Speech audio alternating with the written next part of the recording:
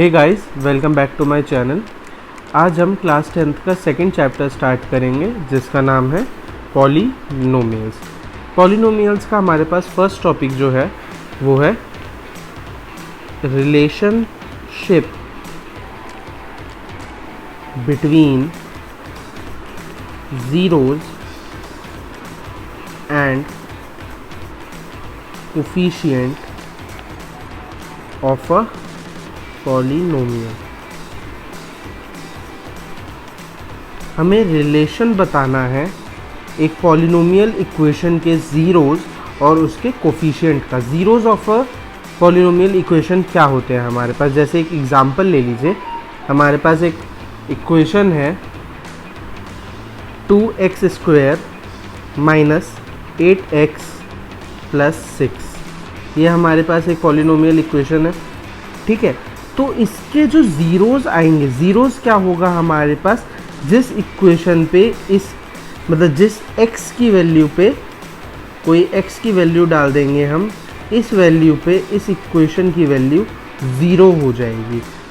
x की कोई value जिस वैल्यू पे इस इक्वेशन की वैल्यू इज़ इक्वल टू 0 हो जाएगी, उसे हम zeros of a polynomial equation कहते हैं।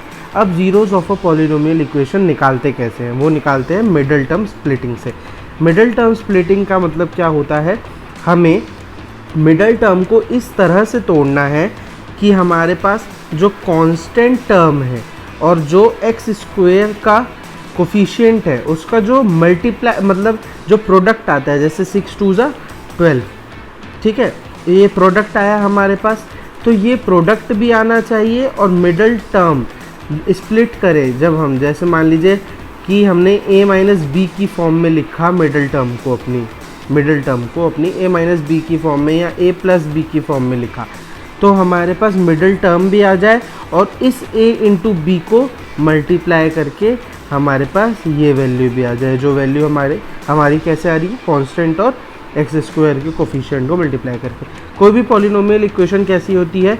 ax² minus bx plus c।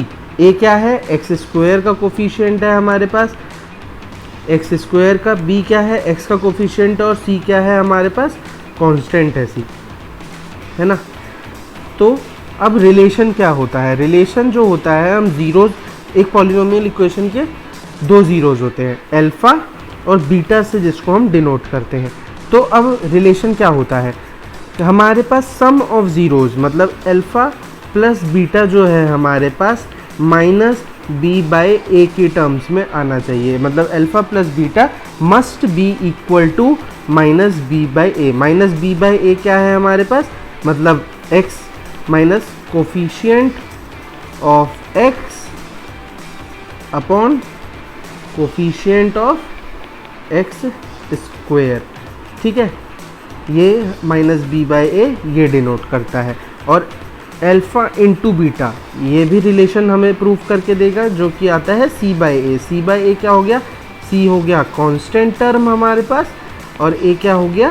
Coefficient of x², ठीक है। जब हमारे पास ये दोनों चीज़ें प्रूफ हो जाएंगी किसी भी पॉलिनोमियल इक्वेशन में, तब हम कह देंगे कि रिलेशन प्रूव हो चुका है हमारा पॉलिनोमियल इक्वेशन का। अब जैसे एक एग्जांपल लेते हैं, कोई भी पॉलिनोमियल इक्वेशन ले लेते हैं हम, x² प्लस 7x प्लस 10। अब हम इसकी मिडल टर्म स्प्लिटिंग करेंगे। मिडल टर्म स्प्लिटिंग मैंने तो जैसे काफ़ी प्रैक्टिस की है, तो मैं आपको डायरेक्टली समझा सकता हूँ, लेकिन आप जो करेंगे, पहले हमें इसके फैक्टर्स निकालने पड़ते हैं। मिडल टर्म के फैक्टर्स क्या क्या आ सकते हैं? जैसे अगर हम 2 और 5 लें, तो 5 प्लस 2 हमारे पास मिडल टर्म भी आ जाएगी, और 5 इंटू 2 तो 10 आ जाएगा, जो कि हमारे पास ये वैल्यू दे रहा है 10। मतलब कांस्टेंट और x² का कोफिशिएंट की वैल्यू क्या आएगी? 10, और 5 इंटू 2 भी हो जाएगा हमारे पास 10। तो हमारा सेटिस्फाई कर जाएगा वो। तो हमारे पास हम लिख सकते हैं मिडल टर्म को 5 प्लस 2। तो इससे हमारे पास क्या आई? x² plus 2x plus 5x plus 10। अब इसमें से हम कॉमन ले लेंगे, तो हमारे पास दो रूट्स क्या आ जाएंगे, मतलब या दो ज़ीरोज़ क्या आ जाएंगे? x प्लस 2 और x प्लस 5 आ जाएगा हमारे पास 2 रूट। अब रिलेशन प्रूव करना है हमें। रिलेशन कैसे प्रूव करना है? Alpha plus beta. अल्फ़ा हमारे पास क्या है यहाँ से -2, बीटा हमारे पास यहाँ से क्या आया है -5। तो अल्फ़ा प्लस बीटा की वैल्यू कितनी हो जाएगी? -b/a होती है जो कि, तो -2 -5 -7 आ जाएगी। और क्या ये प्रूव करेगा -b/a को? -b क्या था हमारे पास 7 था, -7/1। हाँ, तो अल्फ़ा प्लस बीटा हमें दे रहा है -b/a। तो फर्स्ट रिलेशन प्रूव होता है यहाँ से हमारे पास। सेकंड रिलेशन क्या था? Alpha into beta. तो अल्फ़ा इंटू बीटा यानी कि -2 इंटू -5 हमारे पास क्या आता है 10। और हमें प्रूफ क्या करना था? c/a के इक्वल करना था। और c क्या था हमारे पास 10, a क्या था 1। तो अल्फ़ा इंटू बीटा हमारे पास क्या देता है? c/a देता है। तो हमारे पास हेंस प्रूव्ड हो चुका है ये। और रिलेशन हम इस तरह से प्रूव करते हैं किसी भी ज़ीरो और कोफिशिएंट के बीच का। आपको भी इसी तरह से किसी भी पॉलिनोमियल इक्वेशन का आप रिलेशन प्रूव कर सकते हैं कोफिशिएंट और उसके ज़ीरोज़ के बीच का।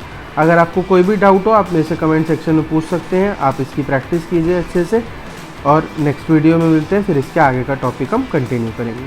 Thank you.